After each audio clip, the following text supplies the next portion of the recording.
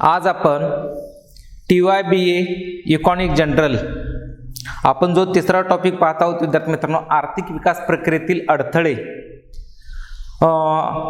आपण विद्यार्थी मित्रांनो मागच्या तासाला जर बघितलं तर दारिद्र्याचं दुष्टचक्र, अतिरिक्त लोकसंख्या किंवा आपण लोकसंख्येचा स्फोट म्हणू शकतो, त्याच्यानंतर कृषी उत्पादकता, त्याच्यानंतर अयोग्य तंत्रज्ञान, असे आर्थिक विकास प्रक्रियेतील अडथळ्याचा आपण अभ्यास केला विद्यार्थी मित्रांनो। त्याच्यानंतर पुढचं आर्थिक विकास प्रक्रियेतील महत्त्वाचा अडथळा म्हणजे काय, भांडवल टंचाई। विद्यार्थी मित्रांनो, जर आपण अल्पविकसित विकसनशील देशाचा अभ्यास केला तर या देशामध्ये भांडवलाची टंचाई आपल्याला मोठ्या प्रमाणात दिसून येते। विद्यार्थी मित्रांनो, जे उत्पादनाचे 4 घटक आहेत त्या 4 घटकामध्ये भूमी, श्रम, भांडवल, संयोजक हे 4 उत्पादनाचे घटक आहेत। आता जो भूमी जो घटक आहे तो निसर्ग निर्मित घटक आहे। श्रम हा जो श्रमाच्या पुरवठ्यावर अवलंबून असतो, म्हणजे लोकसंख्या वाढली तर श्रमाचा पुरवठा वाढू शकतो। भांडवल हा जरी मानवनिर्मित जरी घटक असला विद्यार्थी मित्रांनो, तरी अल्पविकसित विकसनशील देशात भांडवलाची टंचाई निर्माण होऊ शकते। जर आपल्याला भूमी आणि श्रम याचा जर पर्याप्त उपयोग करून घ्यायचा असेल तर आपल्याला भांडवलाची आवश्यकता असते। भांडवल असेल तर आपण भूमी, श्रम याचा आपण पर्याप्त उपयोग करून घेऊ शकतो। पण जर विद्यार्थी मित्रांनो आपण अल्पविकसित विकसनशील देशाचा अभ्यास केला असता त्या देशामध्ये भांडवलाची टंचाई आपल्याला मोठ्या प्रमाणात दिसून येते। विद्यार्थी मित्रांनो, सांगायचं म्हणजे काय तर या अल्पविकसित विकसनशील देशामध्ये शेती म्हणा, उद्योग म्हणा, सेवा क्षेत्र म्हणा, ही क्षेत्रे मागासलेली राहिलेली असतात। मागासलेली राहिल्यामुळे अशा देशांचं राष्ट्रीय उत्पन्न सुद्धा कमी राहतं। राष्ट्रीय उत्पन्न कमी राहिल्यामुळे दौड उत्पन्न कमी राहतं। दौड उत्पन्न कमी राहिल्यामुळे बचत कमी राहते आणि बचत कमी राहिल्यामुळे भांडवलाची टंचाई निर्माण होते। विद्यार्थी मित्रांनो, सांगायचं झाल्यास कोणत्याही देशाच्या अर्थव्यवस्थेमध्ये भांडवलाला अनन्यसाधारण असं महत्त्व आहे। कारण आपल्या मानवी शरीरामध्ये रक्तवाहिन्यांना जेवढं महत्त्व आहे तेवढंच महत्त्व प्रत्येक देशाच्या अर्थव्यवस्थेमध्ये भांडवलाला महत्त्व आहे। भांडवल असल्याशिवाय आपण शेती, उद्योग, सेवा क्षेत्राचा विकासच करू शकत नाही। म्हणून प्राध्यापक कुझनेट काय म्हणतो, भांडवल ही विकासाची प्रमुख अट आहे। प्राध्यापक कुझनेट काय म्हणतो, भांडवल ही विकासाची आवश्यक अट आहे। तर काही विचारवंत काय म्हणतात की भांडवल ही आर्थिक विकासाची गुरुकिल्ली आहे। बघा विद्यार्थी मित्रांनो, म्हणजे यांच्या विधानावरनं आपल्याला लक्षात येतं की भांडवलाला प्रत्येक देशाच्या अर्थव्यवस्थेमध्ये किती महत्त्व आहे। मग भांडवल म्हणजे काय, भांडवलाची व्याख्या काय सांगता येईल? विद्यार्थी मित्रांनो, आपल्याला भांडवलाची एक अतिशय सोपी व्याख्या सांगता येईल, ती अशी की ज्या वस्तूची मानवी श्रमातून निर्मिती झालेली असते, ज्या वस्तूची निर्मिती मानवी श्रमातून झालेली असते आणि ज्याचा उपयोग भविष्यात वस्तूंच्या उत्पादनासाठी केला जातो, अशा वस्तूंना भांडवल असं म्हणतात। बघा विद्यार्थी मित्रांनो, की भांडवलाची व्याख्या काय सांगता येईल की ज्या वस्तूची मानवी श्रमातून झालेली असते आणि ज्याचा उपयोग भविष्यात उत्पादनासाठी केला जातो त्या वस्तूंना भांडवल असं म्हणतात। विद्यार्थी मित्रांनो, जर आपण अल्पविकसित विकसनशील देशाचा अभ्यास केला तर या देशामध्ये विद्यार्थी मित्रांनो आपल्याला मोठ्या प्रमाणात भांडवलाची टंचाई असल्याचं आपल्याला दिसून येते। मग या अल्पविकसित विकसनशील देशात भांडवलाची टंचाईची कारणे कुठली आहेत त्याचा आपल्याला इथं आढावा घ्यायचा विद्यार्थी मित्रांनो। मग भांडवल टंचाईची विविध कारणं सांगितली जातात, त्यापैकी पहिलं महत्त्वाचं कारण सांगितलं जातं अल्प उत्पादकता। विद्यार्थी मित्रांनो, भांडवलाच्या टंचाईमुळे अल्पविकसित आणि विकसनशील देशात अल्प उत्पादकता निर्माण होऊ शकते। विद्यार्थी मित्रांनो, भांडवलाची टंचाई असल्यामुळे आपण शेतीचा विकास करू शकत नाही, उद्योगाचा विकास करू शकत नाही, सेवा क्षेत्राचा विकास करू शकत नाही। म्हणजे अल्पविकसित विकसनशील देशामध्ये शेती, उद्योग, सेवा क्षेत्र हे मागासलेले राहतात। विद्यार्थी मित्रांनो, मागासलेले राहिल्यामुळं त्या देशाचं राष्ट्रीय उत्पन्न म्हणावं तितकं वाढत नाही। राष्ट्रीय उत्पन्न म्हणावं तितकं न वाढल्यामुळं विद्यार्थी मित्रांनो पर्यायाने दड उत्पन्न सुद्धा वाढत नाही आणि याच्यामुळं काय होतं, त्या देशामध्ये भांडवलाची टंचाई निर्माण होते। विद्यार्थी मित्रांनो, म्हणून भांडवल टंचाईचं एक महत्त्वाचं कारण म्हणजे काय की अल्पविकसित आणि विकसनशील देशामध्ये जी अल्प उत्पादकता आहे त्या अल्प उत्पादकतेमुळे अशा देशामध्ये भांडवलाची टंचाई निर्माण होऊ शकते. जर भांडवल असता तर आपणाला शेतीचा विकास करता आला असता, उद्योगाचा विकास करता आला असता, सेवा क्षेत्राचा विकास करता आला असता. या शेती, उद्योग, सेवा क्षेत्राचा विकास करून आपल्याला राष्ट्रीय उत्पन्नात वाढ घडवून आणता आलं असतं. राष्ट्रीय उत्पन्नात वाढ झालं असतं, दरडोई उत्पन्नात वाढ झालं असतं, दरडोई उत्पन्नात वाढ झालं असतं, बचतीमध्ये वाढ होऊन आपल्याला भांडवलमध्ये वाढ करता आलं असतं. पण विद्यार्थी मित्रांनो, अशा मागासलेल्या अर्थव्यवस्थेमध्ये आपण जर बघितलं तर त्यांची शेती क्षेत्र म्हणा, उद्योग क्षेत्र म्हणा, सेवा क्षेत्र हे मागासलेले राहतात. म्हणून तिथं त्या देशामध्ये म्हणावं तितकं राष्ट्रीय उत्पन्न वाढत नाही आणि राष्ट्रीय उत्पन्न न वाढल्यामुळे अशा देशामध्ये भांडवलाची टंचाई निर्माण होऊ शकते. म्हणून अल्प उत्पादकता हे भांडवल टंचाईचं पहिलं आपल्याला कारण सांगता येईल विद्यार्थी मित्रांनो. त्याच्यानंतर विद्यार्थी मित्रांनो दुसरं महत्त्वाचं कारण सांगता येईल अत्यल्प बचत, हे सुद्धा भांडवल टंचाईचं दुसरं महत्त्वाचं कारण आहे. विद्यार्थी मित्रांनो, अल्पविकसित आणि विकसनशील देशात आपण लोकांचा ते अभ्यास केला तर आपल्याला असं दिसून येतं की त्यांचं जे दरडोई उत्पन्न असतं ते दरडोई उत्पन्न मुळातच कमी असतं. दरडोई उत्पन्न मुळात कमी असल्यामुळं त्यांचं बचतसुद्धा कमी राहते आणि जी काय बचत असते विद्यार्थी मित्रांनो, ती बचतसुद्धा उत्पादक कार्यात न करता ती अनुत्पादक कार्यात केली जाते. सोने, चांदी, हिरे, माणिक, मोती यासारख्या अनुत्पादक गोष्टीमध्ये तिथं गुंतवणूक केली जाते. आणि जरी समजा त्या लोकांची जरी बचत करण्याची जरी इच्छा असली तरी त्या देशामध्ये बँकिंग व्यवसाय जो असतो तो बँकिंग व्यवसायाचा म्हणावा तेवढा विकास झालेला नसतो. मग त्यामुळं बऱ्याच वेळा लोकांच्या बचती लोकांजवळच पडून राहतात. त्या बचतीची भांडवल निर्मितीमध्ये रूपांतर होऊ शकत नाही आणि भांडवल निर्मितीमध्ये रूपांतर न होऊ शकल्यामुळे अशा देशामध्ये भांडवलाची टंचाई निर्माण होऊ शकते. म्हणजे सांगायचंच म्हणजे काय की पर्यायाने त्या देशामध्ये सार्वत्रिक दारिद्र्य असते. सार्वत्रिक दारिद्र्य असल्यामुळं विद्यार्थी मित्रांनो त्यांचा उपभोग खर्च काय असतो, जास्त असतो. उपभोग खर्च जास्त असल्यामुळं म्हणावी तेवढी बचतसुद्धा होत नाही. जर आपण वेगळ्या पद्धतीने विचार केला, विकसित देश आणि अविकसित देश याचा जर विचार केला तर आपल्याला असं दिसून येतं की अविकसित देशामध्ये उपभोग खर्च जास्त असतो आणि विकसित देशांचा उपभोग खर्च कमी असतो. म्हणून विकसित देशामध्ये बचतीचा दर जास्त असतो आणि अविकसित देशामध्ये उपभोग खर्च जास्त असल्यामुळे बचतीचा दर कमी असतो. मग अशा अत्यल्प बचतीमुळे सुद्धा काय होते, म्हणावी तेवढी भांडवल निर्मिती होत नाही आणि भांडवल निर्मिती न झाल्यामुळे अशा देशामध्ये भांडवलाची टंचाई निर्माण होती विद्यार्थी मित्रांनो. म्हणून अत्यल्प बचत हे सुद्धा भांडवल टंचाईचे एक महत्त्वाचं कारण म्हणून आपल्याला सांगता येईल विद्यार्थी मित्रांनो. त्याच्यानंतर पुढचा महत्त्वाचा घटक सांगता येईल की अत्यल्प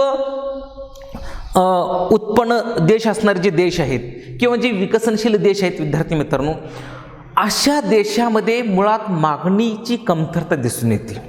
कारण या देशामध्ये नवनवीन उद्योग स्थापन होत नाहीत. नवनवीन उद्योग स्थापन न झाल्यामुळे तिथं रोजगारात वाढ होत नाही. रोजगारात वाढ न झाल्यामुळे लोकांना उत्पन्न मिळत नाही आणि लोकांना उत्पन्न न मिळाल्यामुळे मागणी वाढत नाही. म्हणजे थोडक्यात सांगायचं म्हणजे काय, अशा देशामध्ये मागणीमध्ये कमतरता दिसून येते. कारण कधीही विद्यार्थी मित्रांनो जर उत्पादन वाढायचं असेल तर उत्पादन कधी वाढू शकतं, तर त्या देशामध्ये जर मागणी प्रचंड प्रमाणात असेल तर. पण विद्यार्थी मित्रांनो अल्पविकसित विकसनशील देशात मुळात त्यांची मागणी कमी असते. कारण त्या देशामध्ये उद्योगाचा म्हणावा तेवढा विकास झालेला नसतो. त्या देशामध्ये बेरोजगारीचा दर जास्त असतो. अशा बेरोजगार लोकांकडं काय म्हणावं तेवढं उत्पन्न नसतं. म्हणावं तेवढं उत्पन्न नसल्यामुळे त्यांची विविध वस्तूला असलेली मागणी वाढवू शकत नाही. म्हणजेच थोडक्यात आपल्याला काय सांगता येईल, मागणीच्या कमतरतेमुळे सुद्धा विद्यार्थी मित्रांनो अशा देशामध्ये भांडवलाची टंचाई निर्माण होऊ शकते. म्हणून मागणीची कमतरता हे सुद्धा भांडवल टंचाईचे एक महत्त्वाचं कारण म्हणून सांगता येईल. त्याच्यानंतर विद्यार्थी मित्रांनो मागासलेले उत्पादन तंत्र. विद्यार्थी मित्रांनो जर आपण अल्पविकसित विकसनशील देशाचा अभ्यास केला असता आपल्याला असं दिसून येतं की या अल्पविकसित देशामध्ये भांडवल प्रधान तंत्राऐवजी श्रम प्रधान तंत्राचा अवलंब जास्त केला जातो. म्हणजे उत्पादन तंत्राचे दोन प्रकार आहेत, एक श्रम प्रधान उत्पादन तंत्र, दुसरं आहे भांडवल प्रधान उत्पादन तंत्र. आता श्रमप्रधान उत्पादन तंत्र म्हणजे काय की ज्या उत्पादन पद्धतीमध्ये श्रमाचा जास्तीत जास्त उपयोग आणि भांडवलाचा कमी वापर केला जातो त्याला श्रमप्रधान उत्पादन तंत्र असं म्हणायचं. या उलट भांडवल प्रधान तंत्र म्हणजे काय तर ज्या उत्पादन पद्धतीमध्ये भांडवलाचा जास्तीत जास्त उपयोग आणि श्रमाचा कमी उपयोग केला जातो त्याला भांडवल प्रधान तंत्र असं म्हणायचं. पण विद्यार्थी मित्रांनो आपण जर अल्पविकसित विकसनशील देशाचा अभ्यास केला असता तर अशा देशामध्ये भांडवल प्रधान तंत्राऐवजी श्रम प्रधान उत्पादन तंत्राचा जास्तीत जास्त उपयोग केला जातो का?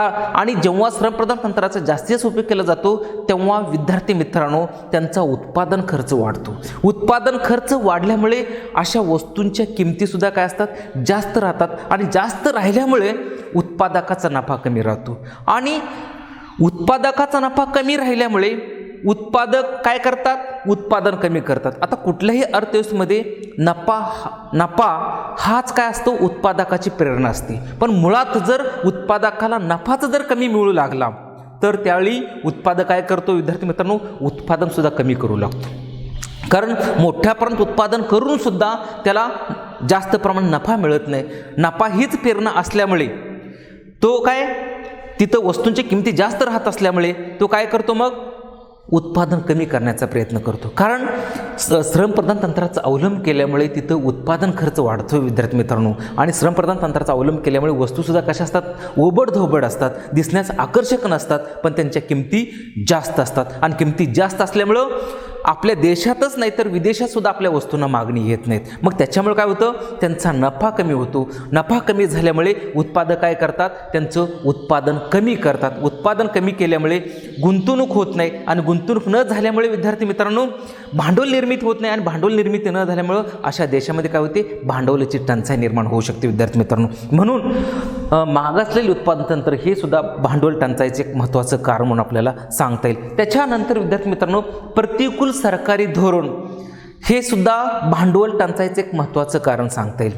विद्यार्थी मित्रांनो देशातील सरकारचं धोरण कसं आहे याच्यावर सुद्धा देशाचा आर्थिक विकास अवलंबून असतो. पण बऱ्याच वेळा जर आपण विचार केला, जे सरकारचं धोरण असतं ते सरकारचं धोरण कसं असतं, प्रतिकूल धोरण असतं. विशेष म्हणजे करविषयक जे धोरण आहे ते करविषयक धोरण बऱ्याच वेळा सरकारचं उद्योगाच्या दृष्टीने कसं असतं, प्रतिकूल असू शकतो. मग बऱ्याच वेळा काय होतं की सरकारने विशिष्ट वस्तूवर जास्त कर आकारला तर त्याच्या किमती वाढतात आणि त्याच्या किमती वाढल्यामुळे लोकांची मागणी कमी होते आणि मागणी कमी झाल्यामुळे विद्यार्थी मित्रांनो नाइलाजाने उत्पादकांना त्याचं उत्पादन कमी करावं लागतं. आणि जेव्हा ते उत्पादन कमी करतात तेव्हा रोजगारसुद्धा कमी होतो आणि रोजगार कमी झाल्यामुळे काय होतं, लोकांचं उत्पन्न कमी होतं. लोकांचं उत्पन्न कमी झाल्यामुळे विद्यार्थी मित्रांनो त्यांची म्हणावी तितकी मागणी वाढत नाही. म्हणजे एक प्रकारचं एक विशिष्ट चक्र निर्माण होतं विद्यार्थी मित्रांनो. आणि या भांडवलच्या टंचाईमुळे काय होतं, देशाच्या आर्थिक विकासात अडथळे निर्माण होतात. म्हणजे हे कशामुळं, तर सरकारच्या चुकीच्या धोरणामुळे. सरकारचं धोरण जर अनुकूल असेल तर देशाचा विकास वाढू शकतो. सरकारचं धोरण जर प्रतिकूल असेल तर देशाच्या विकासामध्ये अडथळे निर्माण होतात. म्हणजे सरकारचे कराचे दर कसे, त्या कराच्या दराचे त्या उद्योगावर काय परिणाम होतात याच्यावर देशाचा विकास अवलंबून असतो. पण बऱ्याच वेळा प्रतिकूल सरकारी धोरणामुळे विद्यार्थी मित्रांनो अल्पविकसित आणि विकसनशील देशात भांडवल टंचाई निर्माण होऊ शकते असं आपल्याला सांगता येईल. म्हणजेच प्रतिकूल सरकारी धोरण हे सुद्धा भांडवल टंचाईचं एक महत्त्वाचं कारण म्हणून आपल्याला या ठिकाणी स्पष्ट करता येईल. त्याच्यानंतर विद्यार्थी मित्रांनो पुढचं महत्त्वाचं कारण आहे तुटीचा अर्थ भरणं. विद्यार्थी मित्रांनो भांडवल टंचाईचं एक महत्त्वाचं कारण सांगितलं होतं की तुटीचा अर्थ भरणं. तुटीचा अर्थ भरणं म्हणजे सोप्या शब्दात नवीन नोटांची छपाई करणे. तुटीचा अर्थ भरणं म्हणजे नवीन नोटांची छपाई करणे. आता विद्यार्थी मित्रांनो ही नवीन नोटांची छपाई कधी केली जाते की जेव्हा आपल्या देशाच्या अंदाजपत्रकामध्ये तूट निर्माण होते. ती तूट भरून काढण्यासाठी तुटीच्या अर्थभरणाचा अवलंब केला जातो. अंदाजपत्रक म्हणजे काय, सरकारचं वार्षिक जमा खर्च दाखवणारं पत्रक. सरकारचं वार्षिक जमा खर्च दाखवणारं पत्रक म्हणजे काय, अंदाजपत्रक. विद्यार्थी मित्रांनो आपण अल्पविकसित विकसनशील देश किंवा भारतासारखा जो देश आहे या देशाच्या अंदाजपत्रकाचा जर आपण अभ्यास केला तर या देशातील अंदाजपत्रक बहुतेक वेळा आहे तुटीचे अंदाजपत्रक राहिलेले आहेत. मग या अंदाजपत्रकातील तूट भरून काढण्यासाठी आपल्याला नवीन नोटांची छपाई करावी लागते. म्हणजे तुटीचा अर्थभरणा करावा लागतो. जेव्हा तुटीचा अर्थभरणा करतो आपण, नवीन नोटांची छपाई करतो विद्यार्थी मित्रांनो, तेव्हा अर्थव्यवस्थेमध्ये पैशाचा पुरवठा वाढतो. आणि जेव्हा पैशाचा पुरवठा वाढतो तेव्हा वस्तू आणि सेवांच्या किमती वाढतात आणि किमती वाढल्यामुळं विद्यार्थी मित्रांनो उपभोक्त्यांना त्या वस्तू आणि सेवा जास्त किमतीने विकत घ्यावे लागतात आणि जास्त किमतीने विकत घेतल्यामुळे त्यांचा उपभोगावर पैसा खर्च जास्त होतो आणि बचत कमी होऊन त्या देशामध्ये भांडवल टंचाई निर्माण होऊ शकते. म्हणून तुटीच अर्थभरणा हे सुद्धा भांडवल टंचाईचं एक महत्त्वाचं कारण म्हणून आपल्याला सांगता येईल. त्याच्यानंतर विद्यार्थी मित्रांनो, गुंतवणुकीच्या अत्यल्प संधी हे सुद्धा अल्प विकसित आणि विकसनशील देशातील भांडवल टंचाईचं एक महत्त्वाचं कारण सांगितलं जातं. कारण विद्यार्थी मित्रांनो, जर आपण अल्प विकसित विकसनशील देशाचा अभ्यास केला असता तर अशा देशामध्ये बँक व्यवसायाचा म्हणावा तितका विकास झालेला नसतो. बऱ्याच वेळा जे बँकेच्या ज्या काही शाखा असतात ते शाखा ग्रामीण भागापर्यंत पोहोचलेल्या नसतात. जरी आपण भारतीय अर्थव्यवस्थेचा जरी विचार केला तर आजसुद्धा विद्यार्थी मित्रांनो जवळपास 65% लोक हे खेडेगावात राहतात आणि या खेड्यातील लोकांना विविध प्रकारचे बँकिंगविषयक सुविधा उपलब्ध होणं आवश्यक असतं. बऱ्याच लोकांना, ग्रामीण भागातील लोकांना असं वाटत असतं की आपण कशात तरी गुंतवणूक करावी असं त्यांना वाटत असतं, पण त्या गुंतवणुकीच्या ज्या काही सोयी सुविधा आहेत, ज्या संधी आहेत, त्या संधी त्यांना उपलब्ध होत नाहीत. बऱ्याच वेळा अजूनसुद्धा असे काही खेडे आहेत त्या खेड्यापर्यंत बँक व्यवसाय पोहोचलेला नाही विद्यार्थी मित्रांनो. म्हणजे गुंतवणुकीच्या अत्यल्प संधीमुळे सुद्धा काय झालेलं आहे की स्वतःजवळ म्हणजे बचत असून सुद्धा ते गुंतवणूक करू शकले नाहीत. त्यांना गुंतवणूक करण्यासाठी संधी उपलब्ध झालेल्या नाहीत आणि ज्या ठिकाणी ज्या संधी निर्माण झाल्या त्यामध्ये प्रचंड धोके असल्याचे दिसून येतात. धोके असल्यामुळे काही लोकांनी त्या विशिष्ट गोष्टीमध्ये, त्या बँक व्यवसायामध्ये किंवा त्या वित्तीय संस्थेमध्ये त्यांनी गुंतवणूक केलेली नाहीत विद्यार्थी मित्रांनो. म्हणजे थोडक्यात सांगायचं म्हणजे काय की बँक व्यवसायाच्या अभावामुळं किंवा सरकारच्या उदासीनते धोरणामुळं लोकांना गुंतवणुकीच्या संधी उपलब्ध होऊ शकले नाहीत. मग या सगळ्या गोष्टीमुळे काय झाले, त्या देशामध्ये भांडवलाची टंचाई निर्माण झाली असं आपल्याला सांगता येईल. त्याच्यानंतर विद्यार्थी मित्रांनो पुढचा एक महत्त्वाचा घटक सांगता येईल, भांडवल टंचाईचं एक महत्त्वाचं कारण सांगता येईल ते म्हणजे प्रदर्शन परिणाम. विद्यार्थी मित्रांनो, जर आपण विचार केला तर प्रदर्शन परिणाम ही जी काही संकल्पना आहे ती संकल्पना जेम्स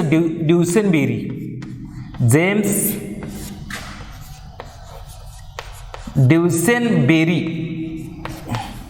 यांनी मांडलेले आहे विद्यार्थी मित्रांनो. प्रदर्शन परिणाम म्हणजे काय, आपण श्रीमंत आहोत याच्यापेक्षा आपण इतरांपेक्षा कसे श्रीमंत आहोत ही दाखवण्याची लोकांची प्रवृत्ती म्हणजे काय, प्रदर्शन परिणाम. आपण श्रीमंत आहोत याच्यापेक्षा काय, ते आपण इतरांपेक्षा कसे श्रीमंत आहोत, आपण इतरांपेक्षा श्रीमंत कसे आहोत हे दाखवण्याची जी काही प्रवृत्ती असते त्याला प्रदर्शन परिणाम असं म्हटलेले. आता जर विचार केला तर जे अल्प विकसित विकसनशील देशातील लोक आहेत ते काय करत असतात विद्यार्थी मित्रांनो, प्रगत देशातील लोकांचं अनुकरण करत असतात.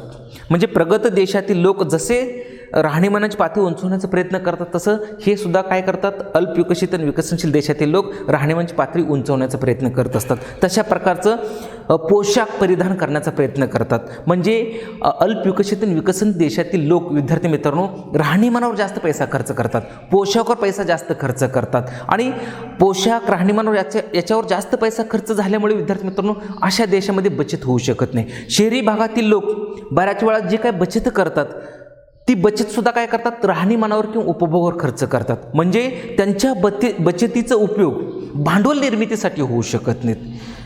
मग अशा प्रदर्शन परिणामामुळे सुद्धा काय झालेले आहे, अल्प विकसित आणि विकसनशील देशामध्ये भांडवलाची टंचाई निर्माण झाली असं आपल्याला सांगता येईल विद्यार्थी मित्रांनो. त्याच्यानंतर एक महत्त्वाचं कारण सांगता येईल की भांडवलाची टंचाई का निर्माण झाली, त्याचं 9वं कारण आहे वेतनाचा अल्प दर.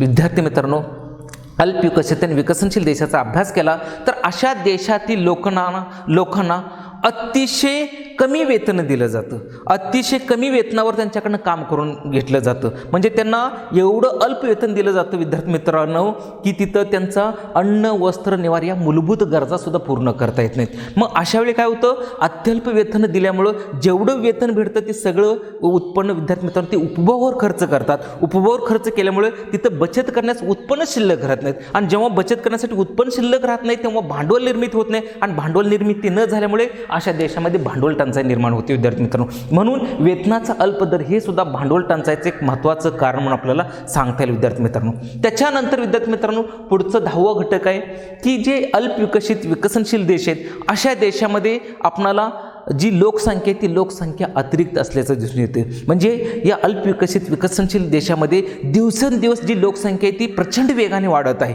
अशा देशामध्ये लोकसंख्येचा स्फोट झालेला विद्यार्थी मित्रांनो. जेव्हा लोकसंख्या प्रचंड वेगाने वाढते तेव्हा त्यांच्या गरजासुद्धा वाढतात आणि गरजा वाढल्यामुळं त्यांना जेवढं काही उत्पन्न भेटतं विद्यार्थी मित्रांनो ते सगळं उत्पन्न त्यांना उपभोगावर खर्च करावं लागतं. कारण वाढत्या लोकसंख्येचं पालनपोषण करावं लागत असतं. पालनपोषणामुळे काय होतं, सगळं जेवढं उत्पन्न भेटणार आहे ते सगळं उत्पन्न विद्यार्थी मित्रांनो कशावर, उपभोगावर खर्च झाल्यामुळे तिथं बचत होऊ शकत नाही ना. बचत न होऊ शकल्यामुळे विद्यार्थी मित्रांनो अशा देशामध्ये भांडवलाची टंचाई निर्माण होऊ शकते. आणि त्याच्यानंतर शेवटचं एक महत्त्वाचं कारण सांगता येईल विद्यार्थी मित्रांनो की अविकसित वित्तीय बाजार. विद्यार्थी मित्रांनो कुठल्याही देशाचा जर विकास व्हायचा असेल तर त्या देशातील जे अविकसित वित्तीय बाजार आहेत, म्हणजे कुठल्याही देशाचा विकास व्हायचा असेल तर त्या देशाचा विकास जो असतो वित्तीय बाजारावर अवलंबून असतो विद्यार्थी मित्रांनो. पण जर आपण अल्पविकसित विकसनशील देशाचा अभ्यास केला तर या देशातील जे वित्तीय बाजार आहेत ते अविकसित राहिलेले आहेत, मागासलेले राहिलेले आहेत.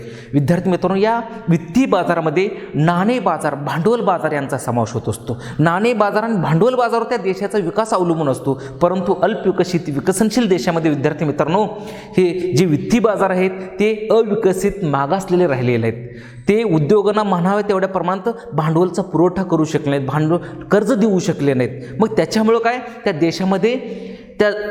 देशामध्ये भांडवलची टंचाई निर्माण झाली. आता नाणे बाजार म्हणजे काय, ज्या बाजारात अल्पकालीन कर्जाची देवाणघेवाण केली जाते. नाणे बाजार म्हणजे काय की ज्या बाजारामध्ये अल्पकालीन कर्जाची देवाणघेवाण केली जाते त्या बाजाराला नाणे बाजार म्हणजे त्याला मनी मार्केट असं म्हणतात. या उलट भांडवल बाजार म्हणजे काय तर कॅपिटल मार्केट, की ज्या बाजारामध्ये दीर्घकालीन कर्जाची देवाणघेवाण केली जाते त्याला भांडवल बाजार असे म्हणतात. कुठल्याही देशाचा विकास, कुठल्याही देशातील उद्योगांचा विकास या नाणे बाजार आणि भांडवल बाजारावर अवलंबून असतो विद्यार्थी मित्रांनो. पण अल्पविकसित विकसनशील देशातील वित्तीय बाजार जर आपण अभ्यास केला तर तिथले वित्तीय बाजार अविकसित, मागासलेले राहिलेले आहेत. अविकसित, मागासलेले राहिल्यामुळं अशा देशामध्ये भांडवलाची टंचाई निर्माण झालेली आहे. अशा प्रकारे विद्यार्थी मित्रांनो अल्पविकसित आणि विकसनशील देशामध्ये आर्थिक विकास प्रक्रियेमध्ये भांडवलाच्या टंचाईमुळे हे देश मागासलेले कसे राहिलेले आहेत याची आपण विविध कारणं बघितलेली आहेत विद्यार्थी मित्र. म्हणजे या सगळ्या गोष्टीमुळं अशा देशामध्ये भांडवलाची टंचाई निर्माण झालेली आहेत. हे भांडवलाच्या टंचाईमुळं अशा देशांचा विकास होऊ शकलेला नाही. ठीक आहे, इथं आपण थांबूया. थँक्यू.